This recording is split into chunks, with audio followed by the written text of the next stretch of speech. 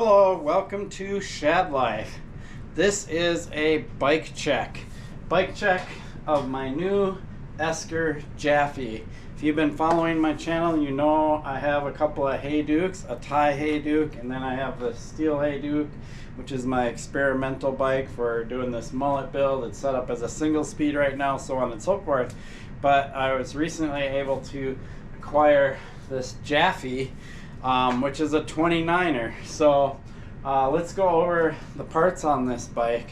It's a pretty sweet build, and XT components, things like that. So I'm gonna switch up the angle, get a little bit better lighting, and we'll go over the parts on the bike. Let's start with the wheels. These are Industry 9 Enduro S wheels, pretty sweet. And Industry 9 hubs with XT cassette and Shimano XT rear derailleur, pretty sweet. And we go to an XT crank up front. These pedals are mine, they're XT pedals. I'm not a huge fan, I just threw them on here because I needed pedals on it. Pretty sweet build. One of the nice things is how close for a 29er the wheel can tuck in there. That's really important for short chain stays. And I still have a little bit more room, as you can see here, to be able to move the wheel even more in. So if I want to shorten the chain stay, all I have to do is adjust the dropout to be a little closer. So I like that. And then we come up here, got the SDG seat post, Telus post. It's just the SDG standard seat. I think this seat is Esker branded. Yes, it is. So pretty cool. This post isn't anything super special, but the one thing I've learned, because I have another one of these which was on my Hayduk originally, but now it's on my my Salsa Mukluk fat bike, and even in the cold it's been super reliable. So I will give these posts super reliability rating. Schwalbe knobby nick tires. I've never had knobby nicks before, but they look pretty aggressive, so I'm gonna guess that they will do a good job. Coming up towards the front, as we already mentioned, the XT crank. It's got race face bars and stem, so the effect stem and turbine bars. I believe these are 800 millimeters wide. And then of course the, is that a XT? Oh, just a standard Dior shifter. Don't think it's an XT shifter. And then it's got XT brakes. What's really cool about the brakes, and we'll talk about that in a moment, is that they're dual piston brakes, front and rear, which isn't like super common on a for a hardtail, because you're not really doing downhill and stuff with it. But I'm not going to complain about having dual piston brakes. Here we go. We can see the Industry 9 front wheel and front hub. Pretty cool. And another knobby nick. Pretty aggressive tread. And the very interesting thing is the Raven fork. So MRP Raven fork. So it's a really nice fork. Retail, they're right around $800 and some, but it's like one step down from their top of the line fork. What's also really interesting is the arch. It almost looks like it's on backwards, but their whole idea behind this is that it doesn't collect mud, because if you have a fork where this bridging and stuff is in the back, which it always is, like this over here, right, all this gunk and mud gets caught in there, and it's really hard to keep clean. So that's kind of probably why they did it this way, but it just kind of looks awkward, only because I'm not used to it, right? And so that's kind of the cockpit right there and the fork. And let's flip around and look at the brakes. So over here you have the dual piston XT brakes. They're on front and rear, but if you look, Esker, they tuck it in between the chainstay and the seat stay rather than having it up on top, which is kind of cool. I like that. It fits right in there, and because of the way the frame is designed with the dropouts, it fits in there nicely. So pretty clean. I really like that, and my Hayduke is set up the same way, so super slick. Liking that. 180 rotor on the rear. That's another thing I don't generally do. I usually run a 160 on the rear because I don't feel like I need as much braking power on the back as I do the front, but you know, we'll see. This bike is definitely set up for more aggressive riding, and you know, if you know about the geometry of these, the geometry is definitely more aggressive also.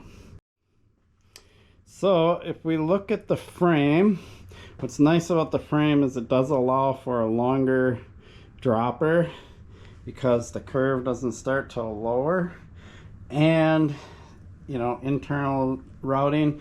The cables are external. I actually like that. Everybody's like, well, it looks busy and blah blah blah, whatever, but I like it for ease of maintenance and so on and so forth. If you've ever had to deal with internal cable routing, it's kind of a pain. So I rather would have serviceability than the clean look. So I like it that Esker does this setup.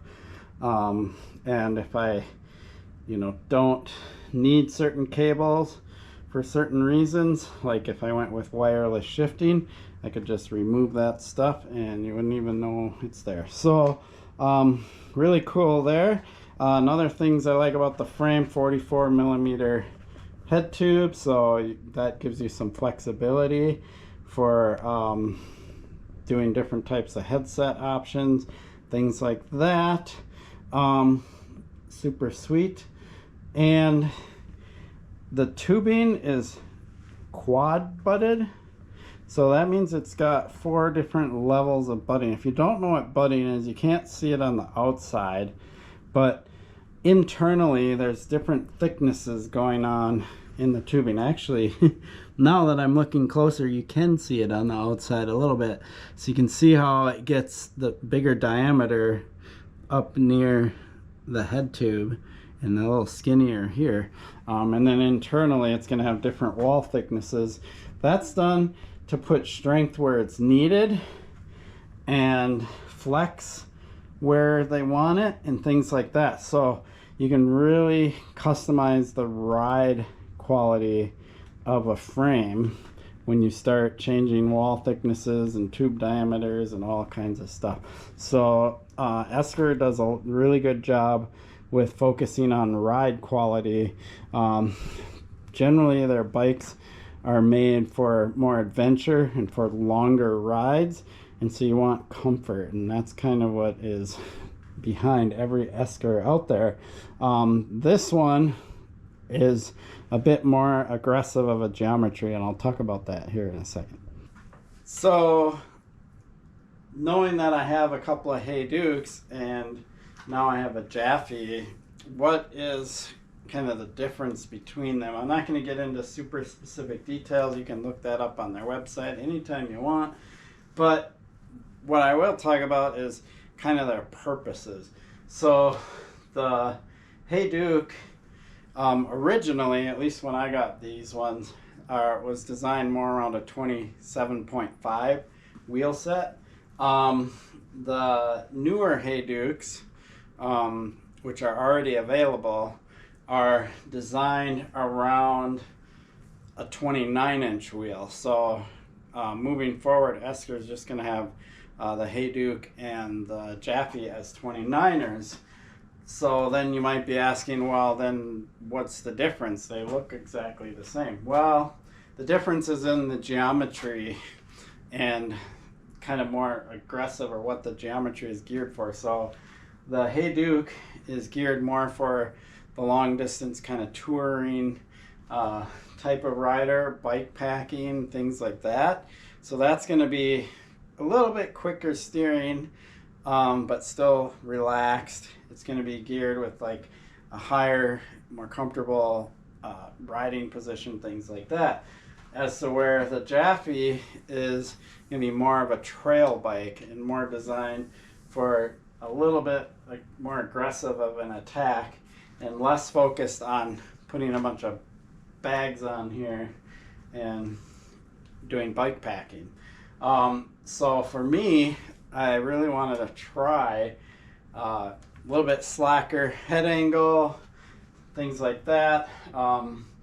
I will move the rear wheel in a little tighter to get that little bit more pop on the front end. I like the front end to be able to come up easier, things like that. So I will do my own personal tweaks to this. I love it that the dropouts are adjustable and so on and so forth. So I will also be messing around with the fork settings. I'll talk about that a little bit because this has a positive and negative air chamber. The DVO forks, like what's on my single speed Hey Duke, that has a thing called off the top, which is a very similar concept. So I'll talk a little bit about how that works in another video, probably with both forks. And then I might need some volume spacers for this fork. I actually should have asked Tim at Esker, because that's where I got this bike from direct, if he had some volume spacers for the MRP fork, or if there's any in there. There might already be some in there, but I'll find out. But I generally like volume spacers, and the reason why is I do a lot of jumping. If you've been following my channel, you know that. And when I land off of a jump, I don't like my fork to bottom out super easily. Volume spacers will allow you to have that kind of soft plush feeling at the top, but then when you land hard, it'll ramp up, just the stiffness will ramp up as you go deeper into the travel. As you go deeper into the travel, it'll ramp up when you have more volume spacers and prevent that bottom out. So my Thai Hey Duke has the Bomber Z2, and I've added, I believe I'm up to 3 volume spacers in that fork. I don't know how many I'll need for this fork or the DVO fork, so we'll see. Someday I'll talk a little bit more about that. But this is the Japhy. I'm pretty excited about these Industry 9 wheels. I've heard a lot of good things about them, so on and so forth. So there you have it. That is my bike check for the Japhy. Middle of February, so I'm not going to be able to get out to ride this bike right away. Not sure if I'm going to bring it down to Bentonville with me when I go down in March. I'll definitely be bringing my Salsa Rustler down there. Not 100% sure on this bike. We'll see. But there you have it. I appreciate your support for my channel. Please like and subscribe. Peace.